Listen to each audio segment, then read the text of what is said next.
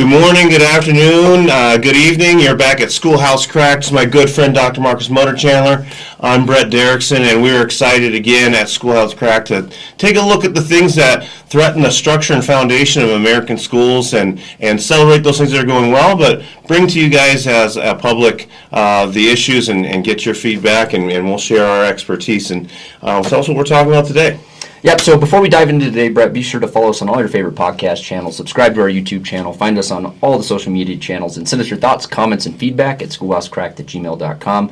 But Brett, it is fall, and it is, schools are back in session, and sports are back in session. We've done a couple segments on sports, but something we've both had similar but different experiences with recently is just bad coaches. Bad athletic coaches in our schools. And I don't think we talk about it much. One of my major roles is being an athletic director, and it's an interesting, kind of confusing one. I was a three-sport athlete in high school and went on to college for the purpose of playing sports, and went into education for the purpose of coaching. But I have a lot of mixed feelings now that I was a coach for a long time, and just seeing the American sports culture play out. When you take a look at the NCAA and the restructuring of conferences and the NIL and the paying of players, and just so many things that sports betting. I get frustrated watching the NFL and the convenience of sports betting now, even on apps and its accessibility. It's like boom and boom, we're getting bigger and bigger, and you and I see some struggles with schools and what the role of athletics is. But let me ask you this question.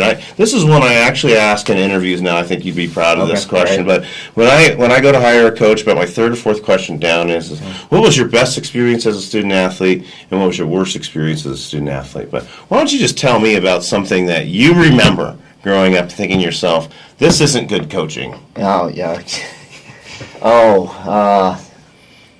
More examples than I would like, actually.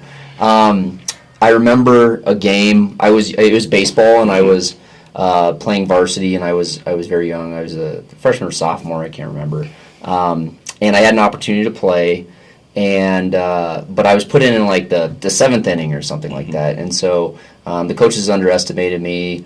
I'd asked if I was going to get any playing time. It was garbage time, and so they put me in. And the team we were beating at the time caught up. And so I'd gotten these messages that I wasn't there yet, I wasn't good enough yet, I was a role player, and so they'd caught up and tied the game. And so I get up, it's my first at bat since they'd put me in, and I hit a gap, stand-up triple. I was fast at the time. Drove in 2 runs, and those were the 2 runs that won the game for us. But I'd gotten that message that I wasn't there, I wasn't good enough, I couldn't contribute. And very overt about it as well, and I was demanding playing time. So that was kind of a bad coaching moment. Later that evening, however, one of the coaches showed up at my house, and I didn't even know where he lived, and he had the team bat that I had hit that with, and he said, this bat's yours now.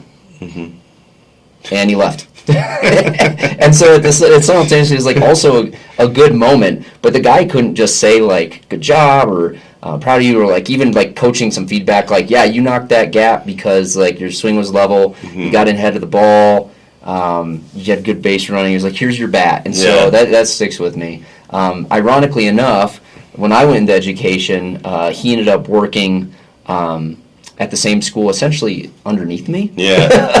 Which was, ironically, we had a good relationship. But what was yours? No, I think I'm going to default on that one and transition to one of the things that we were talking about, because it's just so connected to what you said, and I think so overall connected to like what this experience is. The one thing I will do to summarize, my playing experience is that when I look back on like my favorite coaches, I was surprised that the coach that I admire the most is somebody who was treating me like a young man, even though I didn't realize at the time I was being treated like a young man. And it was very much daily interactions that made this person a really good coach, and it was not his expertise in the sport that valued. It wasn't him making me a better player. It was this kind of true to form investment in the development of a young man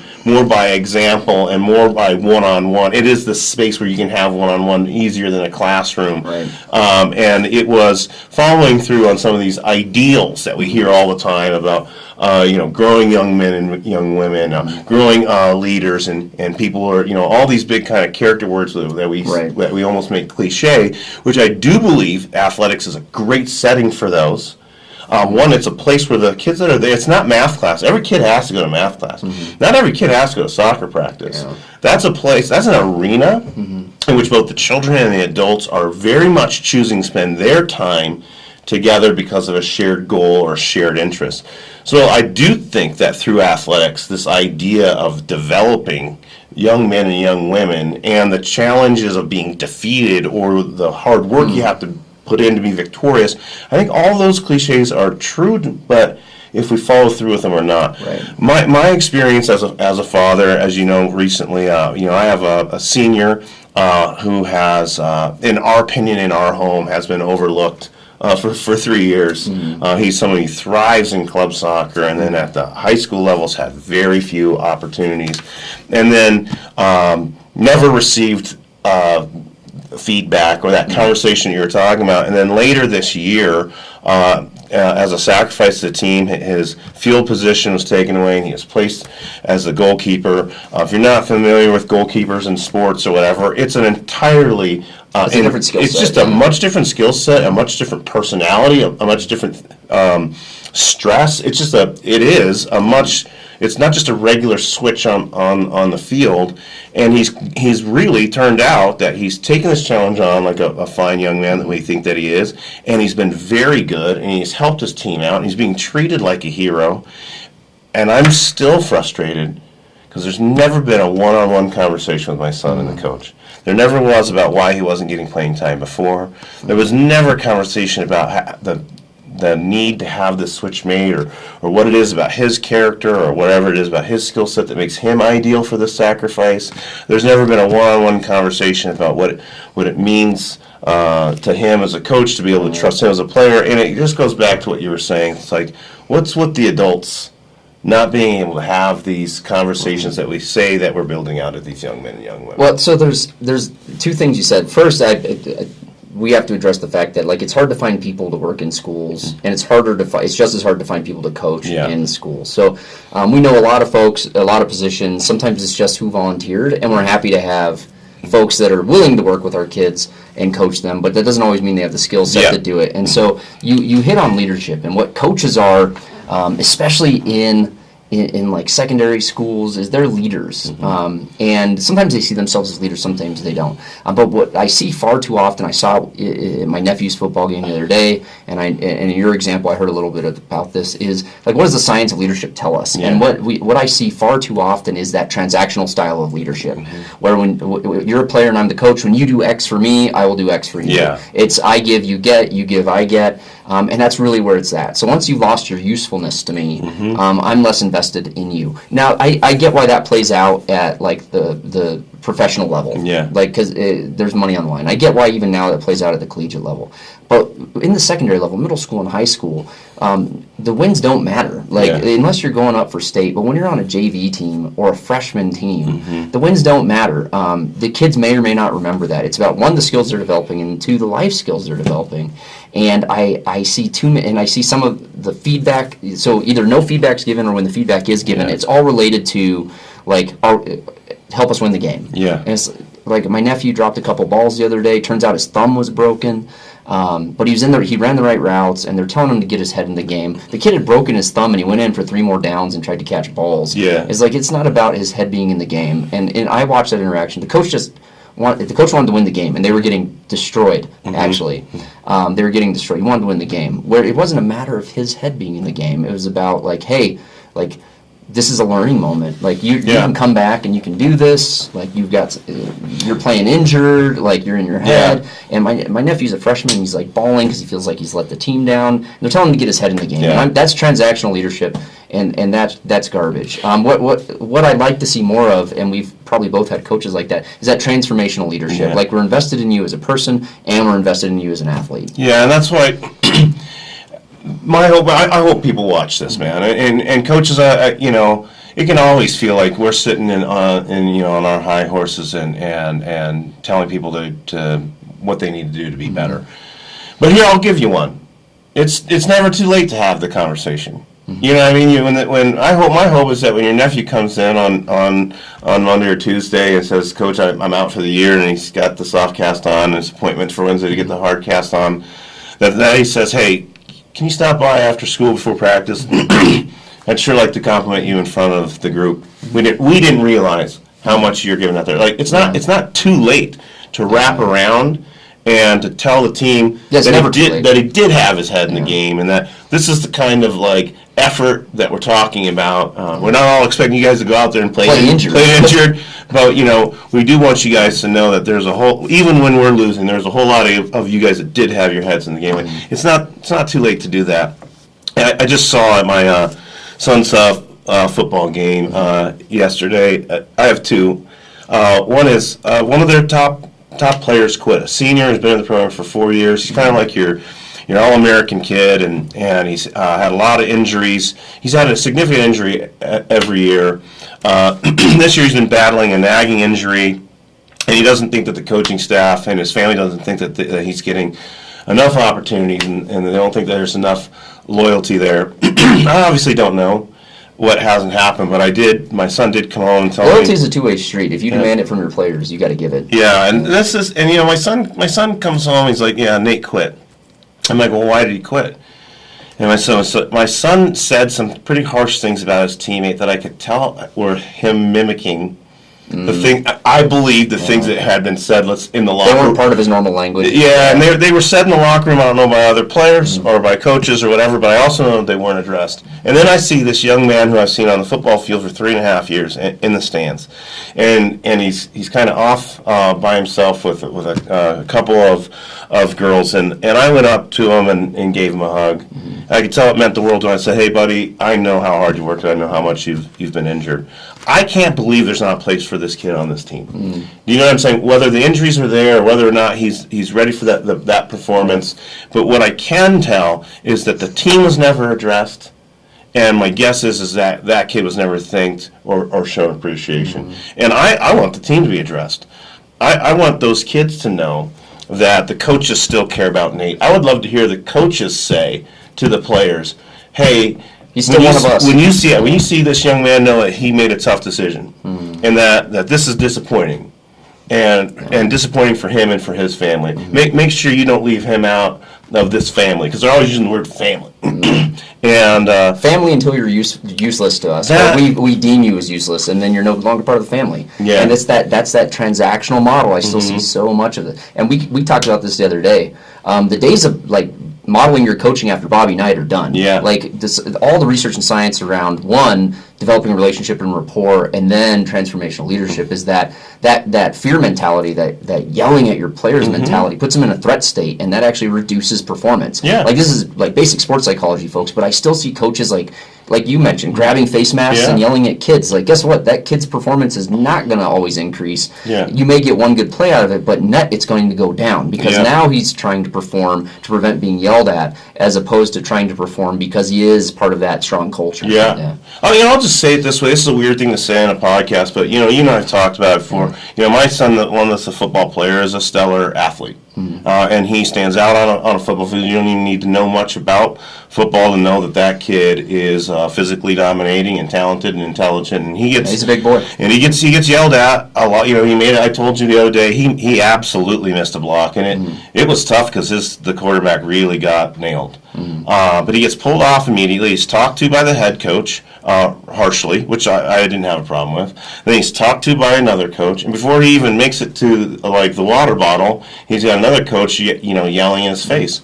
All that I think is probably stupid, right? Because a kid that's playing defensive end and offensive tackle, he probably only needs to hear from the line coach. Yeah. Or he had to turn around and help his quarterback up. He didn't even need to be pulled off the field. He knew he missed the assignment while it was happening. The consequence of having to pick your quarterback up and your good buddy is probably all that needed to be said. But I still don't have a problem with the 3 sets of yelling. I think it's stupid. But I'm not worried about my son. But I was talking to a friend of ours, former colleague. I want to pause you there, though, Brett. what is teachers one of their biggest complaints regarding instructional feedback? It's when they get feedback from an AP, Yeah. a principal, Yeah. and so like if adults struggle with feedback from many different people on the Yeah. same thing, a kid definitely is going to. It is, Yeah. for sure. And this is what I told, Especially if each one of those people doesn't have a relationship with them. Yes. Yeah, and that's, or, here's where I'm going with this. It's a little bit, we're on the same page again. But I was talking to one of our former colleagues. Between his father and him, they have over 50 years of football coaching experience. And we were talking about some of these issues. And I said this to him. I said, this is a mistake I think coaches make. He was talking about his struggle. Between his father and him, they have 50 years of high school football coaching experience. But, my point is we're talking about his struggles, too, with motivating players and getting players ready. And, our coaches are struggling like our teachers are in the classroom with coaching in kind of in a new era. But my point is that my son is trying to earn the respect of his coaches. And I said, no matter how many times he gets celebrated on the field by his peers, I mean, he gets a lot of those butt slaps and helmet slaps and face mask things. If he's not hearing it from the coaches, then he doesn't believe or know that the things that he's doing well, that they are also seeing. Right. So what happens is if you watch an entire game, the feedback he gets from coaches is constantly corrective. And I think that they're assuming they're giving him positive feedback because he's experiencing these things on the field. But the truth of the matter is, if I was going to give advice to coaches, is like, if it doesn't come from you, it hasn't been heard by them from you. Right. And so if you're going to be somebody who acknowledges their effort and their hard work or their performance and does have to give tough feedback in a timely manner. Coach doesn't have time to call timeout and say, hey, I'd like to tell you what you're doing well, but I'd like to see you do this. That's not how football works. They do have to shout it at you. You do have to make a correction in between plays. But wrap around with a positive conversation. Well, and we've talked about this, and I've used the analogy before, is money in the bank, right? Like, you got to put the money in the bank by engaging in those positive interactions so that when you do have to make a withdrawal, give some corrective negative feedback, the rapport in the relationship is there. And so the science, the research on feedback is that for people you just kind of know socially, or in this case a coach and a player, the ratio of feedback is typically 5 to 1. Like, I need to give you 5 attaboys so that when you have 1 oh shit, like I can correct that. But I've got money in the bank. Interestingly enough, when you're actually in a committed relationship with a partner, it's 10 to 1 actually. But 5 to 1. And so that makes sense. Thank you. If it's 5 corrective actions and 1 bit of praise, the person's not going to hear that corrective feedback. If it's 5, generally, like, keep doings. Like, we know from behavioral psychology, you get more of what you praise, and you get more of what you reinforce. So if they did do something well, it's a keep doing. Tell them that. And so those are your 5. It's not that you're going out of your way to falsify praise. Like, you're actually just identifying things they did well. So when you need something corrective, they can hear it, and they know they haven't destroyed their relationship with you. I told you when I started off as a young coach, I was definitely this person that we're talking about. I didn't know how to understand the frustration of losing. I was extraordinarily proud of my players. We did not have talented teams for a while, but I worked them very hard. They responded to working very hard. I was able and enthusiastic enough to get excited for every game, even if I knew our opponent was going to be more experienced or more talented. But when I'd get into the game, I was definitely somebody whose body language and I wasn't yelling horrible things at the referees or onto the field, but I would turn to the bench and say something to those poor guys, the ones that aren't even playing, my body language and all these other things. And it was to the point where an athletic director talked to me about it. And the only thing I really changed over the next 10 years of coaching was playing that put-up game that I was always trying to do with staff. And the whole idea was at the end of every practice, we did the put-up game, and kids learned how, and I taught them how to give each other meaningful compliments, specific compliments, and compliments that were earned. And it didn't matter if we had a practice or a game. It didn't matter if we'd won or we'd lost. We were going to take time and celebrate the things that we had worked on, that we had done well. And over time, that evolved. Our put-up game started to evolve within seasons towards my players giving each other compliments on things beyond the soccer field. Good, yeah. And that's how you build culture. Is it's not just about the wins and the losses. Yeah, and I used to think some of those game ball type of things and stickers on the helmets or whatever else were a little bit cheesy.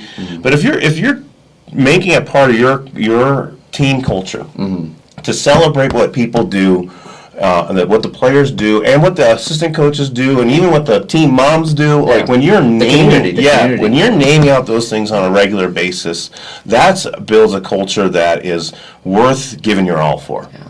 And so you mentioned something, and I think that's what we'll close out on, is specificity of praise. Like, is the praise concrete? Yeah. Saying good hustle means nothing. Yeah. Like saying, like, man, you got out to that flat real quick and trapped that route. Like that gives me a schema as a player to know exactly what I need to do next time well again. Yeah. And so I'd encourage you folks at home and those that are coaching out there. It's not to rip on coaches, but it's that self-analysis we go through. Am I being transactional? Or am I being transformational? Yeah. So coaches at home and for the larger community, as a coach, are you being transactional? Are you asking for things to get things? Or are you being transformational and engaging in things like specificity of praise, building the culture around things beyond wins and losses? And we know you're all out there, and those that are doing it, those are the type of coaches we want our kids playing. Yeah, and I just want to say, I love my kids' coaches. If they watch this, they've been nothing but good to my children, and they've been nothing but for our school, leaders that the community could look to. I mean, I hold them in high regard, and they do so many things that are important for kids. The amount of time, the amount of energy, and also these are men and women who are class acts all the time. Very proud of my children's schools coaches. I will just say, though, sometimes we think that these development of young men and young women is an organic experience, and I think that there's really some intentional things that we can do to make sure that those things do happen. Yeah, absolutely. So thanks for tuning in to Schoolhouse Cracked. He's Brett Derickson. I'm Dr. MC. Be sure to follow us on all your favorite podcast channels. Subscribe to our YouTube channel. Send us your thoughts, comments, and feedback at gmail.com. We'll see you in our next episode. Take care.